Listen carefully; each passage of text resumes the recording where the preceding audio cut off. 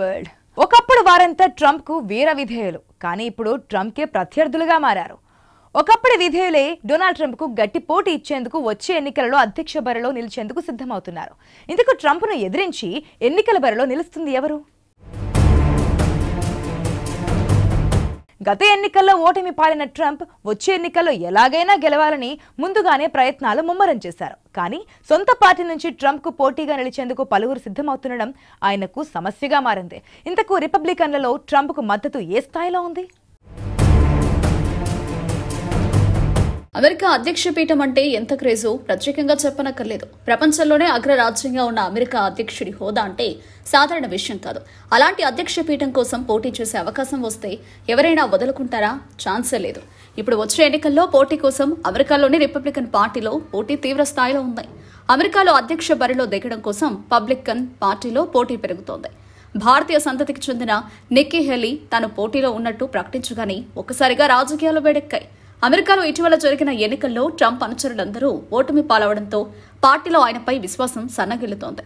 అధ్యక్ష ఎన్నికల సమయానికి ట్రంప్కు 78 సంవత్సరాలు మీద పడతాయి.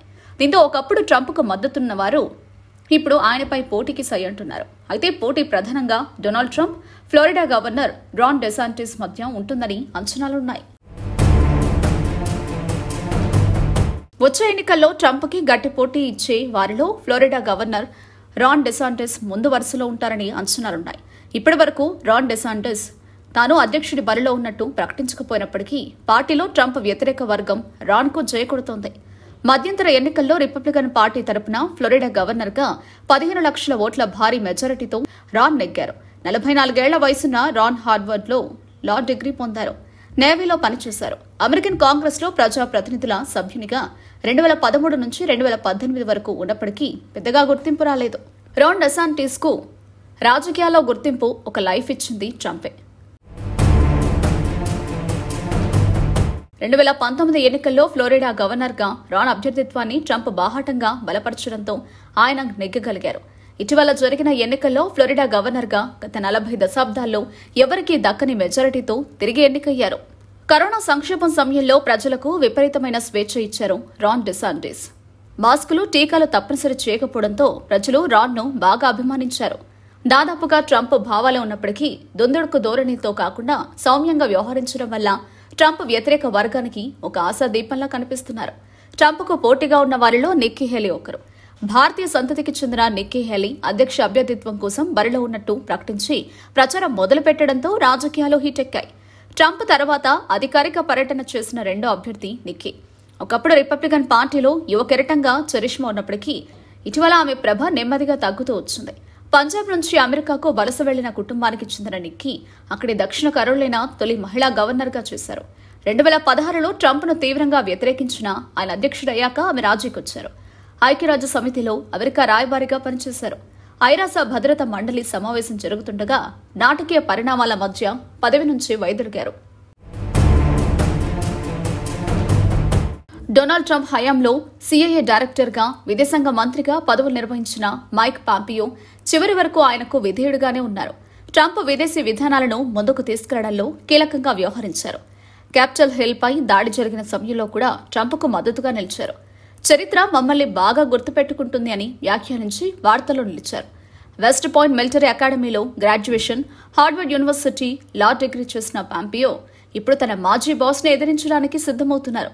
అధ్యక్ష అభ్యర్థిత్వానికి పోటీ పడతానని సన్నిహితుల వద్ద వెల్లడించారు మైక్ పాంపియో. ఇక అధికారికంగా బరిలో దిగడమే మిగిలి ఉంది.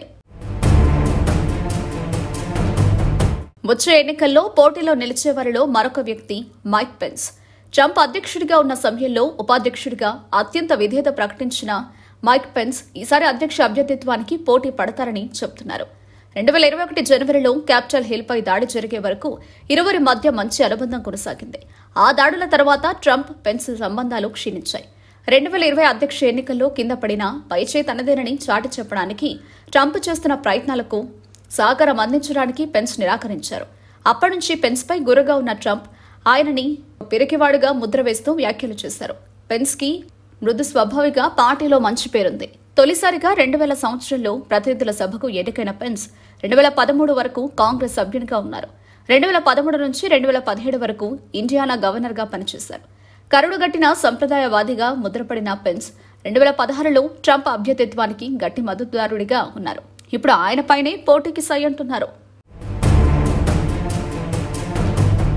ట్రంప్ అధ్యక్ష అభ్యర్థిగా పోటీకి దిగుతున్నానని ప్రకటించిన తర్వాత మిశ్రమ స్పందన కనిపించింది. ప్రస్తుతం అమెరికాలో ఉన్న పరిస్థితుల్లో ట్రంప్ వంటి దుందుడుకు ధోరణి కలిగిన వాడి అధ్యక్ష అభ్యర్థిగా ఉంటే గెలుపు సాధిస్తామని కొందరు భావిస్తూ ఉంటే, మరికొందరు ట్రంప్ నోటి దురుసును అసహించుకుంటున్నారు. ఇటీవల జరిగిన మధ్యంతర ఎన్నికల్లో రెడ్ వేవ్ వస్తుందని అత్యధికులు ఆశించారు. అధ్యక్షుడు జో బైడెన్ పట్ల నెలకొన్న తీవ్ర వ్యతిరేకతను తమకు అనుకూలంగా మలుచుకోవడంలో రిపబ్లికన్లు విఫలమయ్యారు. మరీ ముఖ్యంగా ట్రంప్ అనుచరులందరూ ఓటమి పాలవడం, క్యాపిటల్ హిల్ పై దాడికి సంబంధించిన కోర్టు కేసుల్లో ఇరుక్కోవడం వంటి పరిణామాలతో ట్రంప్పై వ్యతిరేకత వ్యక్తమవుతోంది. ట్రంప్ విధానాలకు గ్రాండ్ ఓల్డ్ పార్టీలో అత్యధికులు మద్దతు చెబుతున్నా వాటిని అదుపు చేయడంలో ట్రంప్ చూపిస్తున్న దూకుడు స్వభావాన్ని వ్యతిరేకిస్తున్నారు.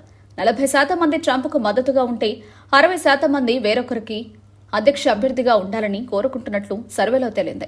30 నుంచి 50% మంది ఫ్లోరిడా గవర్నర్ డెసాంటిస్ కు మద్దతివ్వడం విశేషం. ఫ్లోరిడా గవర్నర్ రాన్ డెసాంటిస్ కూడా 2024 అధ్యక్ష ఎన్నికల్లో పోటీ చేసే అవకాశం ఉందని ఊహాగానాలు వెల్లువెత్తుతున్నాయి.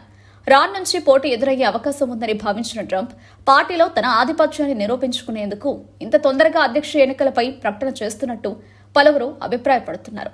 అయితే కేవలం రాన్ మాత్రమే కాదు, Nikki Haley, Mike Pence, Mike Pompeo వంటి వారితో పోటీని ఎదుర్కోవాల్సి వస్తుందని ట్రంప్కు ఇప్పటికే అర్థమై ఉంటుంది.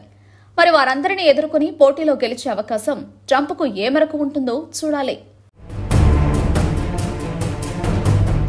డొనాల్డ్ ట్రంప్ కు సొంత పార్టీ నేతల నుంచి పోటీ ఎదురవుతోంది. ఇప్పటికే ట్రంప్ అధ్యక్ష బరిలో దిగుతున్నారని ప్రకటించాక మిశ్రమ స్పందన వస్తోంది.